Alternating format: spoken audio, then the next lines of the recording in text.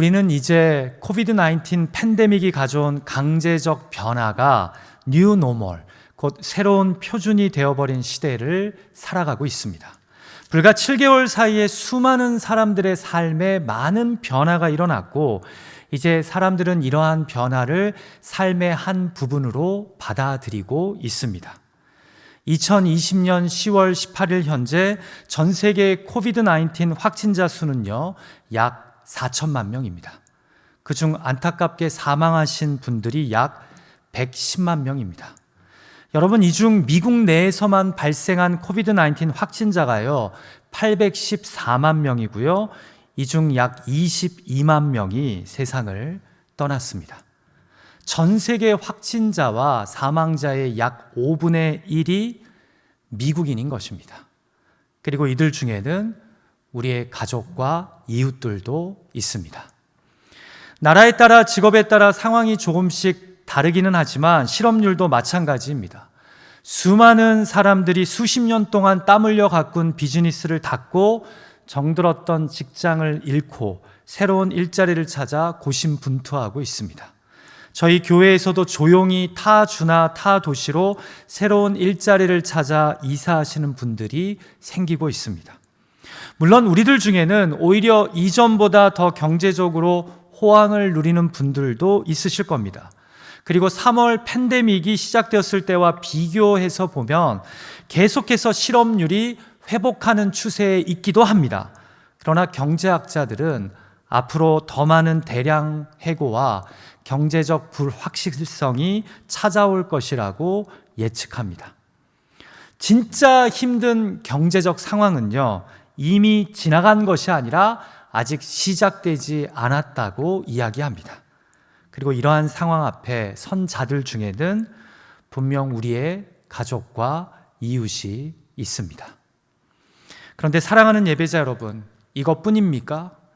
굳이 코비드-19이 만들어낸 우리 삶의 고난과 역경을 떠나서요, 이미 우리들 중에는 질병으로, 사고로, 경제적인 위기와 관계의 문제로 힘든 인생길을 걷고 있었던 분들이 있었습니다. 그런데 그런 분들에게 이 팬데믹은요, 더 많은 어려움과 시련을 주고 있습니다. 사랑하는 사람을 떠나보내는 순간에도 옆에 있을 수 없는 상황이 생기고 있습니다. 아파도 바이러스 때문에 병원에 혼자 있으라고 합니다. 경제적으로 어떻게든 다시 일어나려는 자에게 팬데믹은 피어오르려는 꿈과 의지마저 꺾어버리고 있습니다. 엎친 데 덮친 격으로 안 그래도 버거운 인생길에 더 많은 무거운 짐이 얹혀지고 있는 것입니다. 가히 지금 우리 주변에는 만만치 않은 삶의 무게로 인해 어찌할 바 몰라 신음하는 자들이 많습니다. 그런데 여러분, 오늘 본문인 시편 77편에서도 계속되는 고난, 풀리지 않는 인생의 문제로 인해 하나님 앞에 탄식하며 기도하는 자가 등장합니다. 여러분, 그의 고난이, 그의 인생짐이 얼마나 무겁고 버거웠는지 그는 하나님 신앙을 가지고 어떻게든 이 난국을 풀어보고자 열심히 기도합니다. 그러나 기도하고 기도해도 상황이 나아지기보다 더 악화되고 힘들어지자 결국 이런 고백까지 하나님 앞에 감히 내뱉습니다. 제가 본문 7절에서 9절 말씀을 새번역 성경으로 읽어드립니다. 주님께서 나를 영원히 버리시는 것일까? 다시는 은혜를 베풀지 않으시는 것일까? 한결같은 그분의 사랑도 이제는 끊기는 것일까? 그분의 약속도 이제는 영원히 끝나버린 것일까? 하나님께서 은혜를 베푸시는 일을 잊으신 것일까? 그의 노여움이 그의 국류를 거두어 들이신 것일까? 여러분, 이런 기도를 하나님께 드려보신 적 있으십니까?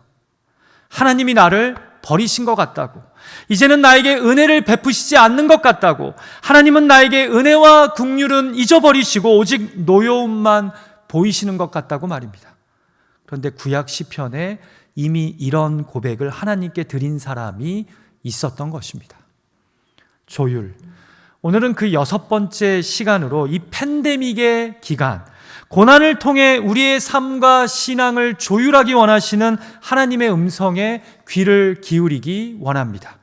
왜냐하면 성경은 성도의 삶에 있어 고난이란 우리의 신앙을 단련하고 정지하는 훈련장이요, 우리의 삶을 새롭게 빚어가시고 세워가시는 하나님의 선물이 될 수 있다고 말씀하기 때문입니다.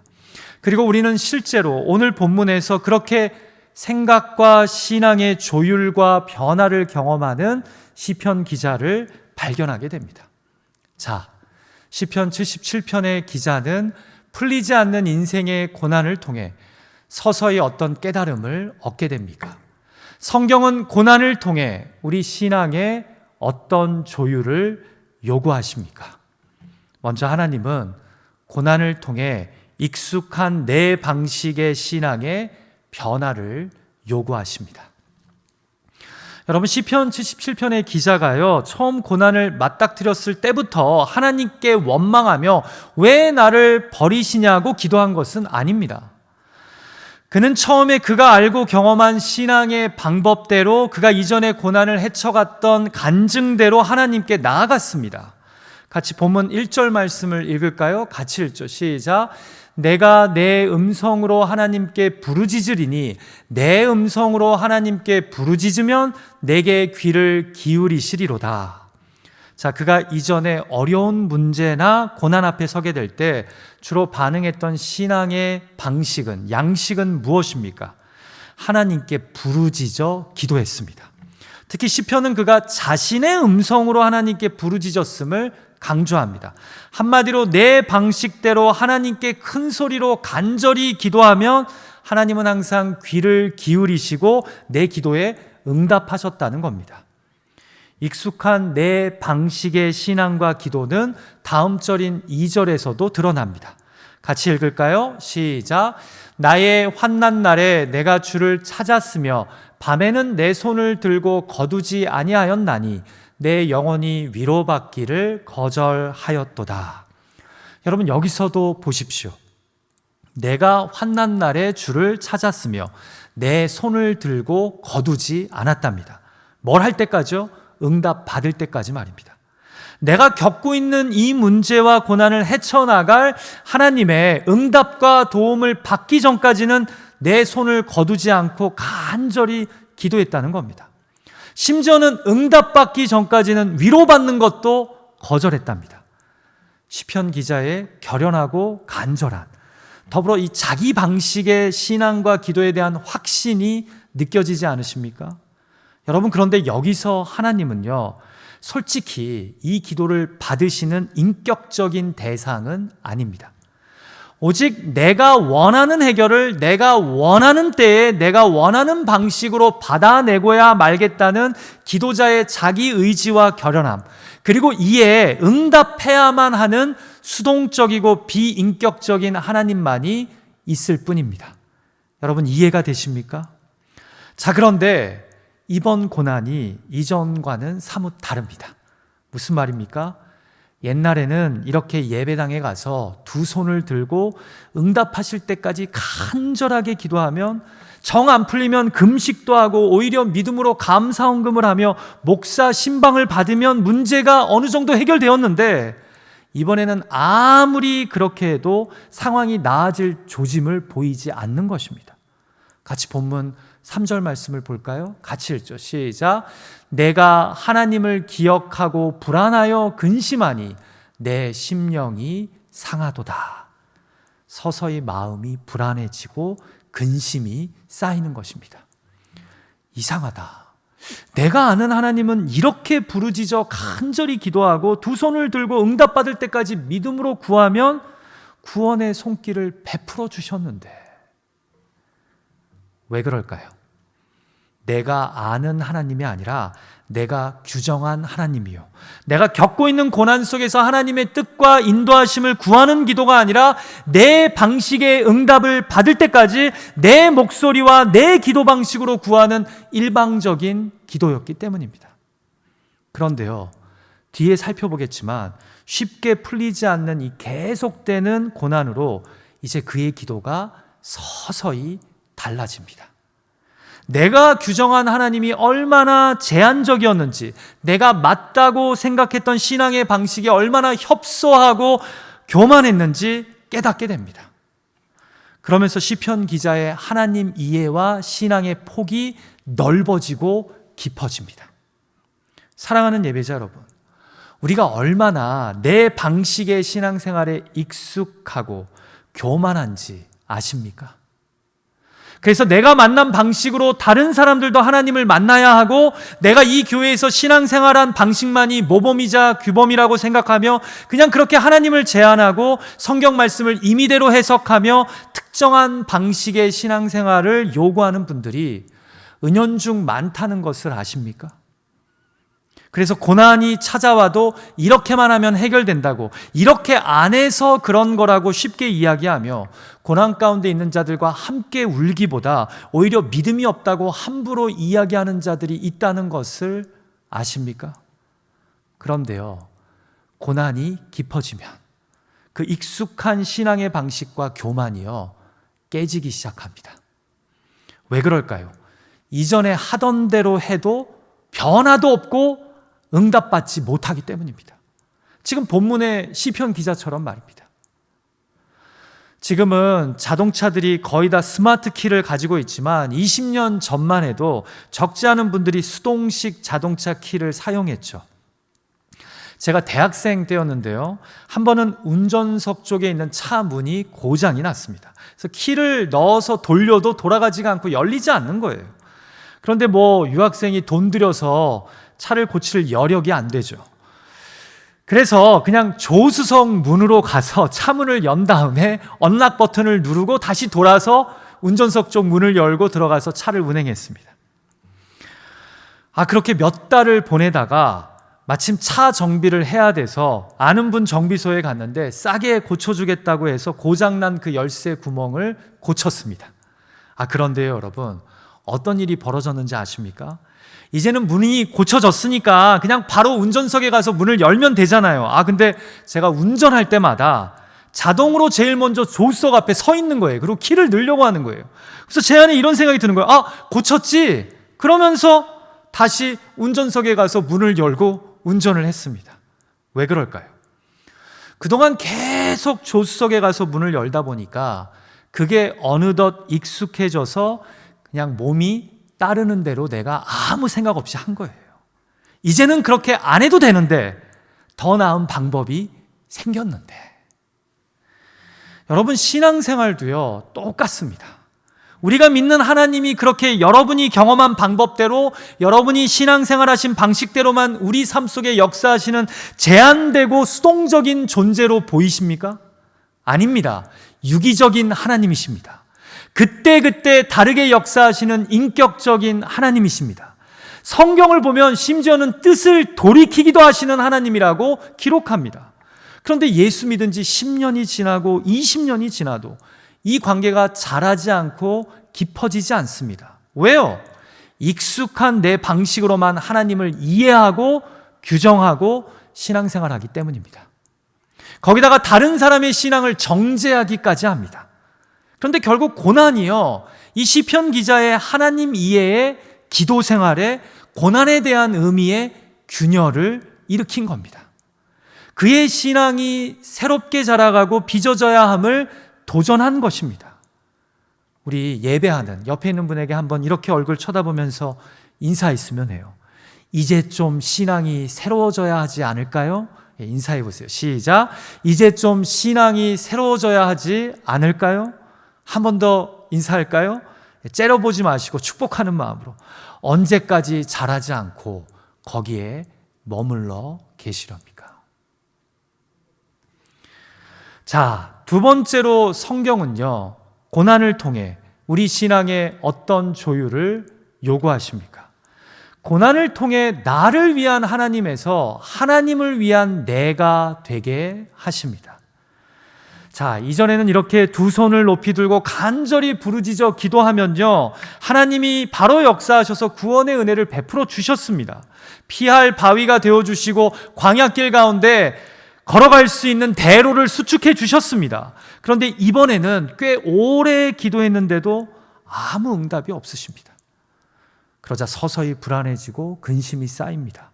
4절을 보니까 이제 시편 기자는 주께서 내 고난을 해결해 주시지 않으니 내가 밤에 잠을 자지 못해 괴롭다라고 고백합니다. 이것을 주께서 내가 눈을 붙이지 못하게 하신다라고 표현합니다. 여러분, 이렇게 이전에 했던 방식으로 간절히 구했는데도 오히려 더 어려워지고 힘들어지니 이제 시편 기자의 신앙에 사색과 성찰이 찾아옵니다.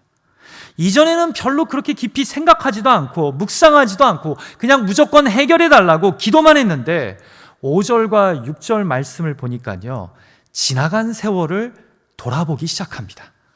여러분, 무슨 생각을 했을까요?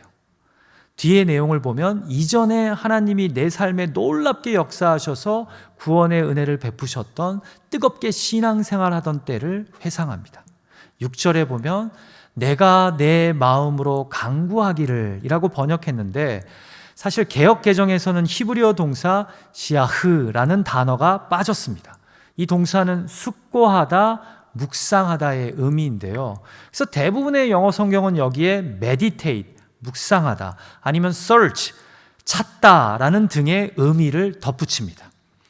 그러니까 쉽게 고난이 가시지 않자, 지나가지 않자 이제 시편 기자의 신앙이 사색하는 신앙, 묵상하는 신앙, 심사숙고하는 신앙으로 나아가는 겁니다. 여러분, 그러면서 그의 신앙에 어떤 변화가 일어납니까? 하나님이 도대체 나에게 왜 이러시는 걸까? 왜 이렇게 구원의 은혜를 베푸시지 않고 가만히 계시는 걸까? 나를 사랑하시는 것이 맞을까라는 생각으로 전환이 됩니다. 이전에는 그냥 당연히 날 사랑하시지, 나에게 은혜를 베푸시는 분이지 하고 생각하다가 말입니다. 여러분, 근데 이게 신앙생활에 있어서 참 중요합니다. 왜냐하면 신앙의 중심축이요, 나에게서 하나님에게로 옮겨지는 것이기 때문입니다. 내가 고난 가운데 어쩔 수 없는 연약한 존재라는 것, 나에게는 하나님의 은혜와 사랑이 절대적으로 필요하다는 것을 머리가 아닌 실존을 통해 깨닫는 변화가, 조율이 지금 시작되고 있는 것이기 때문입니다. 여러분, 좀 더 구체적인 예를 들어볼까요? 흔히 구약 학자들은요, 시편 77편을 볼 때 1절에서 10절까지의 분위기와 11절부터 20절까지의 분위기가 완전히 다르다고 봅니다. 여러분이 읽어보셔도 뜻대로 되지 않자 불안해하고 근심하며 하나님께서 왜 이러시는지 모르겠다고 따지던 시편 기자가요, 11절부터 갑자기 하나님을 진지하고 성실하게 바라보며 오히려 회복을 기대합니다. 그런데요, 이 변화를 보여주는 중요한 특징이 하나 있는데 그게 뭔지 아세요? 여러분, 1절부터 6절을 보십시오. 어떤 단어가 제일 많이 나오는지 아십니까? 1인칭 주어와 소유격이 계속해서 나옵니다. 1절에서 내가 내 음성으로 부르짖으리니 내게 귀를 기울이시리로다. 2절에서도 나의 환난 날에 내가 주를 찾았으며 내 손을 들고 거두지 아니하였나니 내 영혼이 위로받기를 거절하였도다. 그 뒤로도 계속해서 내가 그러니까 I 아니면 my가 나와요. 자, 그러다가 7절에서 10절까지의 말씀에서 사색과 묵상을 하며 하나님께 이전에 해보지 않았던 질문을 던집니다. 물론 왜 이러시냐는 불평의 질문들 같지만 시편 기자가 처음으로 하나님 신앙을 나를 위한 도구와 방편으로만 생각하다가 이제 하나님에게 집중하며 왜 나에게 이렇게 하셔야 하는지 질문하는 겁니다. 한마디로 나를 위한 하나님에서 하나님 앞에 선 나로 생각이 새로워지고 있는 겁니다. 자, 그런데 여러분, 그 다음이 놀랍습니다. 11절부터 제가 분위기가 달라진다고 했죠. 가장 큰 변화가 뭔지 아십니까? 14절부터 갑자기 하나님 주님이라는 호칭이 당신으로 바뀝니다. 어느새 친한 사이가 된 것처럼 말입니다. 안타까운 것이요, 개역 개정은 한국의 이 존대하는 문화를 배려해서 히브리어로 아타, 곧 당신이라고 쓰여진 부분을 다 주님으로 바꾸어서 번역했다는 점입니다. 그러나 히브리어 성경은 의도적으로 14절부터 당신이라는 표현을 계속해서 사용합니다. 제가 번역한 것을 읽어드리겠습니다. 당신은 기이한 일을 행하신 하나님이시라. 당신은 당신의 팔로 당신의 백성을 속량하셨습니다. 돌들이 당신을 보았나이다. 당신의 화살도, 당신의 우레소리, 당신의 번개가, 당신의 길이 바다에 있었고 당신의 곧은 길이 큰 물에 있었으나 당신의 발자취를 알 수 없었나이다. 당신은 당신의 백성을 인도하셨나이다. 이전에 이스라엘 백성을 출애굽시켜 주신 하나님을 기억하며 그 하나님이 나를 고난에서도 인도해 주실 가까운 나의 당신의 하나님이심을 지금 고백하고 있는 것입니다. 이 표현을 다 당신으로 하고 있는 거예요. 여러분, 저명한 구약학자인 왈터 브루그먼이요, 이 시편을 이야기하면서 이렇게 말합니다. 시편 77편은 고난을 통해 자아로부터 하나님께로 돌이키는 기도자의 모습을 우리에게 생생하게 보여준다. 무슨 말입니까? 이 고난을 겪기 전에는 자기 중심의 신앙, 나를 위한 하나님 신앙이었습니다. 그런데 오히려 고난을 통해 하나님에 대해 처음으로 진지하게 질문을 던지면서 묵상하면서 그의 신앙이 하나님 중심의 하나님 앞에 선 하나님을 위한 자신으로 바뀌었다는 점입니다. 이해가 되십니까? 사도 바울의 고백처럼 고난을 통해 이제 사나 죽으나 나는 당신의 것입니다, 주의 것이다라는 깨달음을 갖게 된 것과 유사합니다. 여러분, 제가 마태복음 5장에 나오는 팔복 중에 개인적으로 심령이 가난한 자는 복이 있나니 천국이 그들의 것이며 애통하는 자는 복이 있나니 그들이 위로를 받을 것이오라는 이 첫 번째와 두 번째 복을 참 좋아합니다. 일전에 팔복 강해를 하다가 원문에 충실하면서도 현대인에 맞게 잘 의역된 메시지 성경 번역을 읽었는데요, 읽다가 감동을 받았습니다. 이 심령이 가난한 자와 애통하는 자를 이렇게 번역했더라고요. 들어보세요. 벼랑 끝에 서 있는 너희는 복이 있다. 너희가 작아질수록 하나님과 그분의 다스림은 커진다. 가장 소중한 것을 잃었다고 느끼는 너희는 복이 있다. 그때에야 너희는 가장 소중한 분의 품에 안길 수 있다. 여러분, 우리가 어떤 때 심령이 가난해집니까? 우리가 어떤 때 애통하게 됩니까? 우리 인생에 뜻하지 않은 고난과 시련이 찾아올 때 아닙니까? 부한 자, 편안한 자, 모든 걸 누리는 자에게는 가난한 심령, 애통하는 삶은 쉬이 경험되지 않습니다. 그런데요, 우리는 이상하게도 고난 가운데 서게 될 때 자기 자신으로부터 벗어나 하나님 앞에 순전하고 겸손한 백성으로 서게 됩니다. 제가 무슨 말을 하는지 아시는 분들은 아실 겁니다.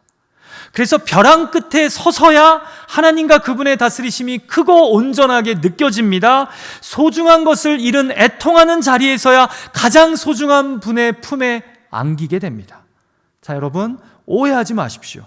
저는 하나님이 우리에게 이런 깨달음을 주시기 위해 강제로 우리의 소중한 일을 빼앗아 가시고 또한 우리 삶에 고난을 주시는 분이라고 생각하지는 않습니다. 이 땅에서의 고난은 많은 경우에요, 우리 인간의 죄악으로 인해 발생할 때가 더 많습니다. 여기서 중요한 것은 고난을 통해 심령의 가난함이, 애통하는 삶이 우리에게 찾아오고 이를 통해 지독한 자기 중심으로부터 우리가 하나님 중심으로 돌이키게 된다는 점입니다. 이것이 고난이 우리에게 주는 영적 변화이자 조율이라는 겁니다. 부디 우리가 요즘 삶 속에서 경험하고 있는 고난과 시련을 통해 나를 위한 하나님에서 하나님 앞에 선 하나님을 위한 나로 돌이키는 은혜가 있으시기를 주님의 이름으로 간절히 축원합니다. 하나님이 나의 친밀한 당신이 되심을 경험할 수 있는 우리가 되길 간절히 소망합니다. 자, 마지막 세 번째로 성경은요, 고난을 통해 우리 신앙에 어떤 조율을 요구하십니까?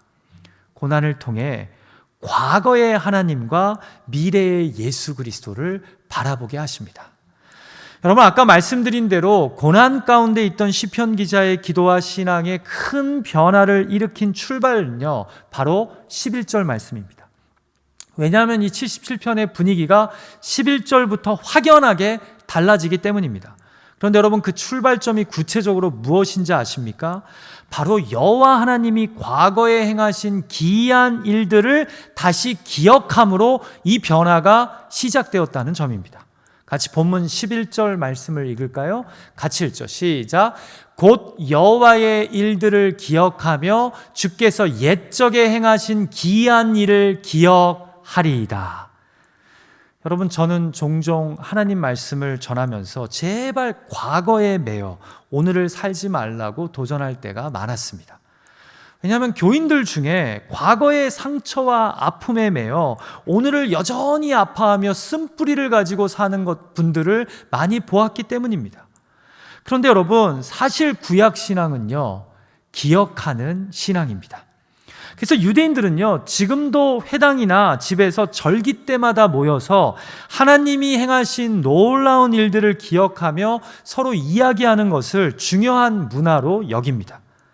그런데 지금 짙은 어둠 속에 신음하는 시편 기자가 여호와께서 과거에 나와 우리 민족의 삶에 행하신 기이한 일들을 기억하기 시작합니다. 그리고 기억하면 할수록 그에게 소망이 생기기 시작합니다. 이렇게 역사하신 하나님이 내 삶을 여전히 붙잡고 계시고 구원하실 것을 다시 깨닫게 되기 때문입니다. 그래서 그가 13절에서요, 갑자기 이런 고백까지 합니다. 같이 읽을까요? 시작. 하나님이여, 주의 도는 극히 거룩하시오니 하나님과 같이 위대하신 신이 누구오니까. 사랑하는 예배자 여러분, 여러분에게도 하나님이 옛적에 행하신 기이한 일들이 있지 않으십니까? 왜 지금 오늘 나에게 침묵하시는 것에만 집중하십니까? 과거의 하나님이 오늘의 나를 만들어 가시고 빚어 가신 것 아닙니까? 그런데 왜 오늘을 과거에 하나님이 베푸신 은혜를 기억하며 헤쳐가지 못하십니까? 지금 시편 기자는 과거에 하나님이 나에게 베푸셨던 은혜와 사랑을 기억하며 이 하나님이 나의 하나님이심을 믿음으로 선포하고 있는 것입니다.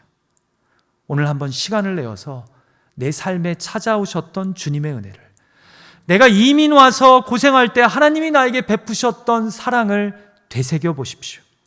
내 삶의 위기와 고비가 찾아왔을 때 다시 나에게 살 기회를 주시며 버티게 하시고 살게 하시고 감당하게 하셨던 그때를 기억하십시오. 그리고 다시 한번 힘을 내어 오늘을 살아갈 수 있는 저와 여러분이 되시기를 주님의 이름으로 축원합니다. 자, 그런데 구약이 기억하는 신앙의 중요성을 이야기한다면 신약은요, 소망하는 신앙의 중요성을 이야기합니다. 우리가 그 예로 쉽게 발견할 수 있는 것이 바로 로마서 8장입니다. 여러분, 사도 바울은 로마서 1장부터 기독교의 복음이 무엇인지, 기쁜 소식이 무엇인지, 우리에게 은혜로 주어진 구원이 무엇인지 탁월하게 설명해 갑니다. 그러다가 8장에서 이제 이 이야기를 마무리합니다. 그러면서 갑자기 우리가 믿음으로 이런 구원을 얻게 되어 하나님의 자녀가 됨에도 주님이 다시 재림하실 때까지는 성도의 삶에 고난이 찾아옴을 이야기합니다. 그런데 그러면서 고난을 헤쳐나가는 매우 중요한 비결을 우리에게 알려줍니다. 같이 로마서 8장 18절 말씀 읽을까요? 시작. 생각하건대 현재의 고난은 장차 우리에게 나타날 영광과 비교할 수 없도다. 아멘. 여러분, 여기서 장차 우리에게 나타날 영광은 무엇을 의미하는 걸까요? 예수 그리스도가 구름을 타고 영광 가운데 우리에게 다시 오실 그 재림의 순간을 의미하는 겁니다. 그때 우리 모두는 주님을 맞이하며 현재의 고난에 비할 바 없는 영광을 미래에 예수 그리스도와 함께 누리게 된다는 것입니다. 여러분, 이것을 바울은요, 고린도전서에서 또 부활의 소망으로 설명합니다. 여러분, 이 땅에서 인간이 겪는 최고의 고난, 고통은 무엇일까요? 바로 죽음입니다. 죽음은 우리 모두를 두려움과 불안, 낙심과 절망에 빠뜨립니다. 피조물인 우리 인간은요, 죽음을 본능적으로 두려워합니다. 그래서 죽음이야말로 인간이 겪는 최고의 고난이요, 고통일 것입니다. 그런데 바울이요, 성도의 부활을 의심하는 자들에게 이렇게 고린도전서 15장 19절에서 권면합니다. 만일 그리스도 안에서 우리가 바라는 것이 다만 이 세상의 삶뿐이면 모든 사람 가운데 우리가 더욱 불쌍한 자이리라. 우리가 부활을 부정함으로 단지 이 세상의 삶만을 위해 사는 자들이라면, 예수 때문에, 복음 때문에 이 땅에서 고난받는 삶을 살았던 우리야말로 천하의 불쌍한 자들이라는 겁니다.